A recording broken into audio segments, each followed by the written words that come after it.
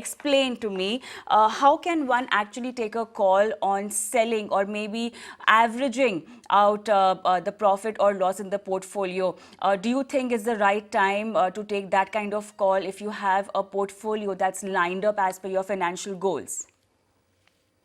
Hi, Kavita. So, you mentioned somewhere in between that it's one of the toughest decisions one actually can make, and the market movements actually can make the toughest or most resolute investors actually lose heart. We saw as recently as June 2022, just about 3 months ago, when June there was a bottom in Nifty and there was a kind of very steep rally about 15 percentage points, and we touched almost inching towards all-time high of 18,000 plus.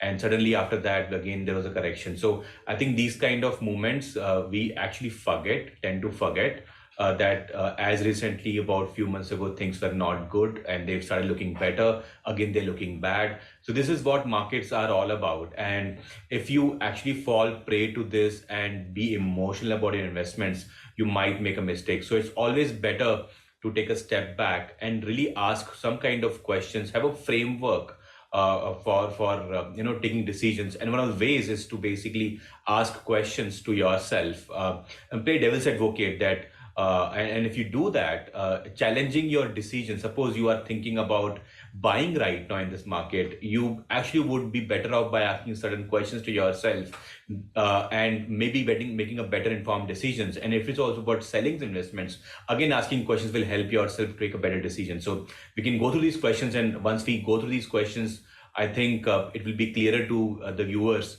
to understand how this actually helps.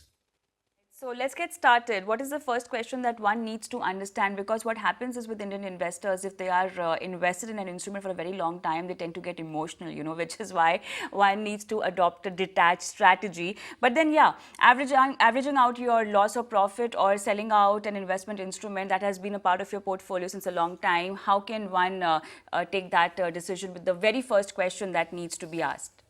Yeah, the first question always when you are talking about selling an investment, Kavita, it's about, do I really need money right now? Just because market is falling and there is a kind of bunch of negative news all over, and then suddenly the positive data, which was looking about 2 months ago, is looking like a negative data right now, just because the narrative has changed in the marketplace. Or so-called investment managers or the experts are talking about something else, and people who trend followers always tend to really ride those trends. So if you are listening to a lot of experts and who have been trend followers, in a rising market they will actually talk about market will keep going up. In a falling market they'll talk reverse. So basically because the trend is looking like that, it's not that they have any kind of inching or inclination towards a certain kind of direction. So you need to ask yourself, because everybody is a different investor. If you are somebody who has been investing for long term, having a financial goal, there is no need to withdraw right now. Your goals are 3 or 4 years out, 5 years out. There is no need to change any investment strategy in that sense. But if you were actually expecting to withdraw some money towards end of the year or later next year, and this is an important financial goal that you can't postpone, then it's basically you should withdraw without thinking about things. Simply because if market is today 16,800 odd on Nifty, nobody knows whether it's going to be 14,000 or 20,000 next few months. But your goal is certain, and you have a date to keep, and you will be far better off to actually take the money that you're getting right now. In any case, you should be withdrawing money much earlier and not wait till last moment. So if you need money, withdraw it. But if you don't need money, just stay quiet and let your investment plan continue the way it is. So now, in this entire scenario, Santosh, what kind of investment should you be coming out from? The conditions on which you should be and the reasons that you should be selling an investment instrument is fine. But then, for example, I mean, if you can explain it that way, if your investment is not doing well since a couple of time, and if you compare it with other investment instruments, if it's the only loss-making the instrument that you have, investment that you have, should that be the one you should be coming out of, or how do you analyze it? Basically, that's what I'm trying to ask. Yeah, so basically, Kavita, what happens is sometimes, typically, the investor behavior is such in the country. I'm not generalizing this, but what happens is everybody wants the upside of market, but nobody wants the downside of the market. Yeah, and if you are an equity investor, you have to brace for both. You cannot kind of pick and choose one side which suits your purpose. So one of the ways to really decide exiting investment is really asking a question: is it really underperforming?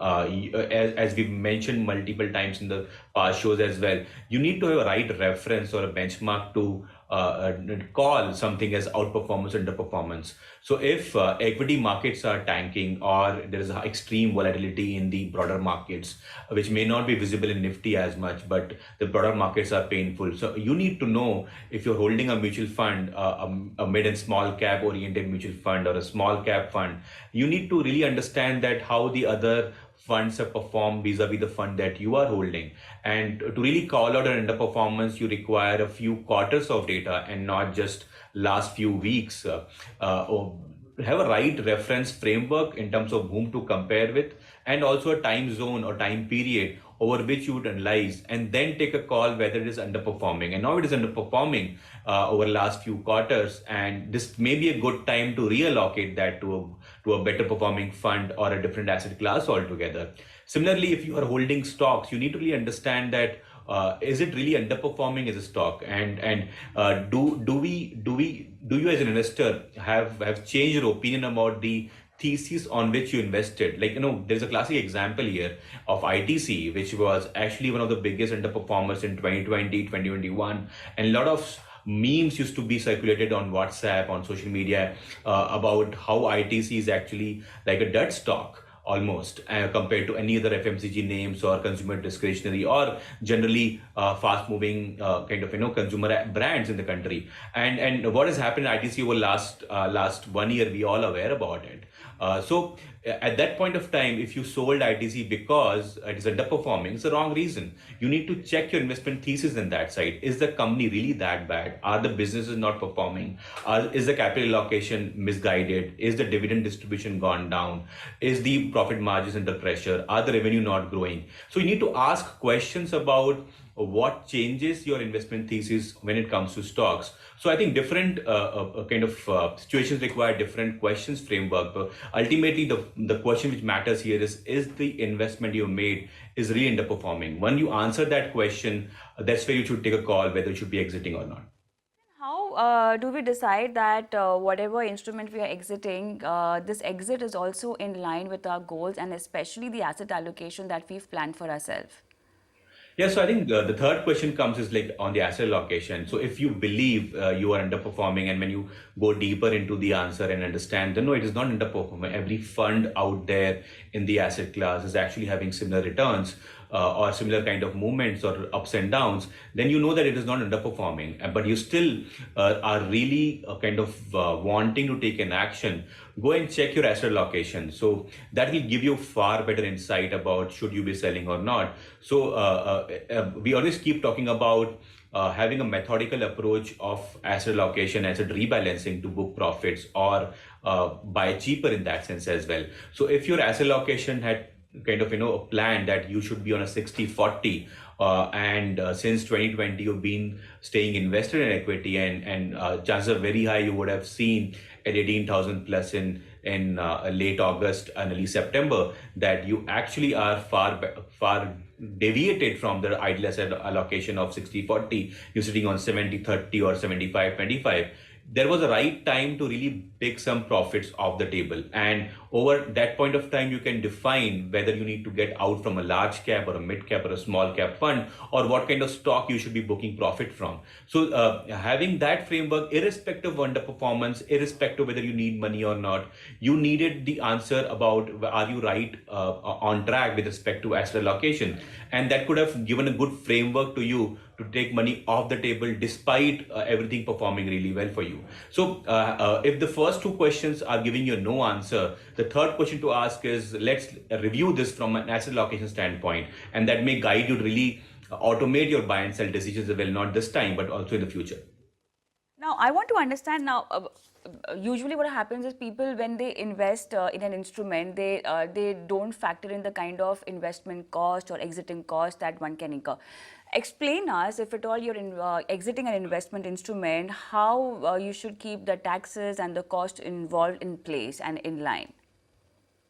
Yeah, so I think it's a tricky question to always answer in a very dispassionate manner, Kavita. Everybody has different views towards costs, but the right way to look at it is ultimately the cost benefit has to be taken into account, not just cost in isolation. So if you're somebody who's feeling that you need to exit, typically when it comes to mutual funds, and if you've been a short term investing for short term or for only for last few months or less than a year, you would realize that an actively managed fund will levy a cost of about 1% exit load, and you may have to pay short-term capital gains tax as well, which is about 15% right now.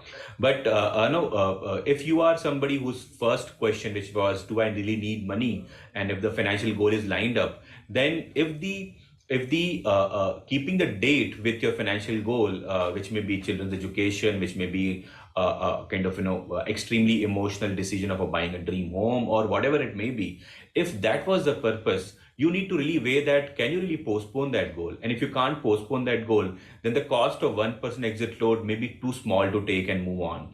But if there is underperformance in the category overall, and your fund is not no more worse off than the category, then it's not something which you should be taking as a call on exit load to pay.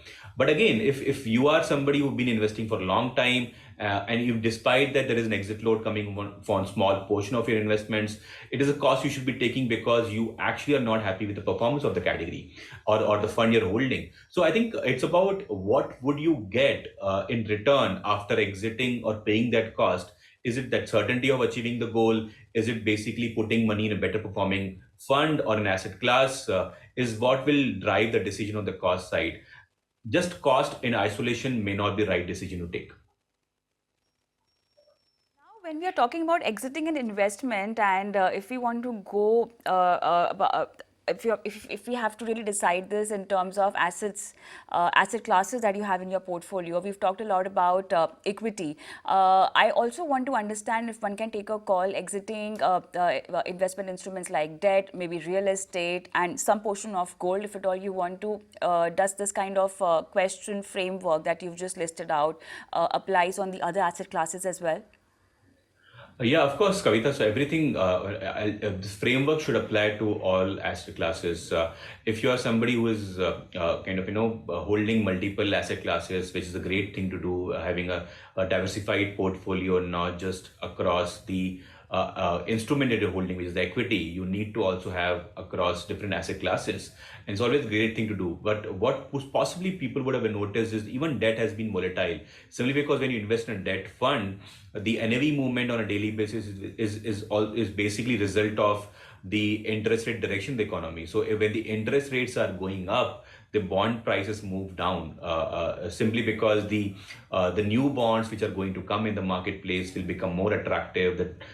Even the supply is there for the current bonds, the demand will go down because people will anticipate higher interest rates, and hence the bond price corrects to give you the updated interest rate in the economy. So typically when the NAV goes down, you feel that you should be exiting simply because there is a loss or a some kind of down movement in the debt holding value that you are having right now. But if it is because interest rate direction movement right in the marketplace, may be a wrong call to sell debt. Simply because when you have debt, you may have taken that call from a perspective as asset allocation. When it comes to gold, I think sometimes gold tests patience of multiple or different kind of investors. It's not easy to hold that asset class because it performs typically when there is expectation of a gloomy economy ahead, or the economy is actually going under stress. So gold as of now has not performed for last few months despite expectations.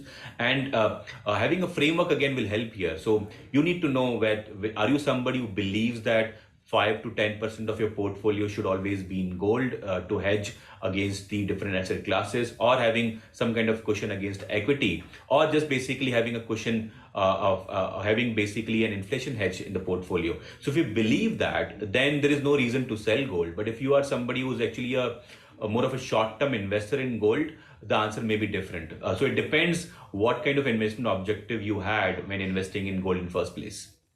Mutual fund investments are subject to market risks. Read all scheme-related documents carefully.